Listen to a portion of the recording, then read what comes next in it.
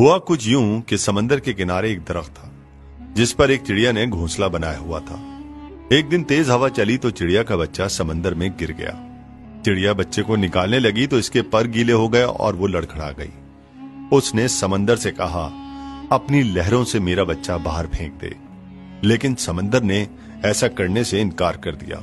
चिड़िया बोली, देख, मैं तेरा सारा पानी पी लूंगी और तुझे रेगिस्तान बना दूंगी। समंदर अपने गुरूर में गरजा, कहा, ऐ चिड़िया, मैं चाहूं तो सारी दुनिया को गर्क कर दूं, तू मेरा क्या बिगाड़ सकती है। चिड़िया ने ये सुना तो बोली, चल फिर खुश्क होने को तैयार हो जा। ये कहकर उसने समंदर से पानी का एक घूंट भरा और उड़कर दरख्त पर बैठ गई। फिर आई, घूंट भरा और फिर दरख्त पर जा बैठी। यही अमल उसने कई बार किया तो समंदर घबरा के बोला, पागल हो गई हो क्या, क्यों मुझे खत्म करने लगी है। मगर चिड़िया अपनी धुन में ये अमल दोहराती रही। अभी उसने सिर्फ 20-25 बार ही पानी के घूंट पिए होंगे कि समंदर ने एक जोर की लहर मारी और चिड़िया के बच्चे को समंदर से बाहर फेंक दिया। दरख्त जो काफी देर से ये सब देख रहा था समंदर से बोला, ऐ ताकत के बादशाह, तू जो सारी दुनिया को पल भर में गर्क कर सकता है, इस कमजोर सी चिड़िया से डर गया। ये बात मेरी समझ में नहीं आई। समंदर बोला, तू क्या समझा जो तुझे एक पल में मैं उखाड़ सकता हूँ, एक पल में दुनिया गर्क कर सकता हूँ। इस चिड़िया से डरूंगा? ऐसा नहीं है। दरअसल मैं तो एक माँ से डरा हूँ, माँ के जज्बे से डरा हूँ। एक माँ के सामने तो अर्श हिल जाता है, तो मेरी क्या मजाल। जिस तरह वो पानी पी रही थी मुझे लगा वो मुझे रेगिस्तान बना ही देगी।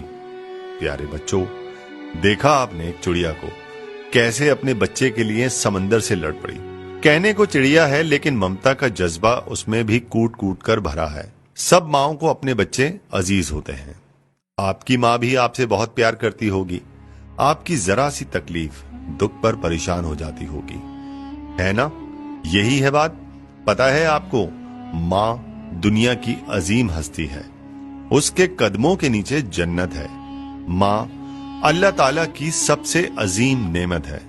अल्लाह से दुआ करें कि माँ का साया हमारे सरों पर कायम रखे। हम सबको वालिदैन के हुकूक और अपने फराइज को समझने की तौफीक दे। हमें अपने वालिदैन की खिदमत करने की तौफीक अता फरमा, आमीन। दोस्तों, हो सके तो सदका जारिया समझकर शेयर कर दें, क्योंकि आज इस दज्जाली दौर में लोग माँ बाप की कदर भूल चुके हैं।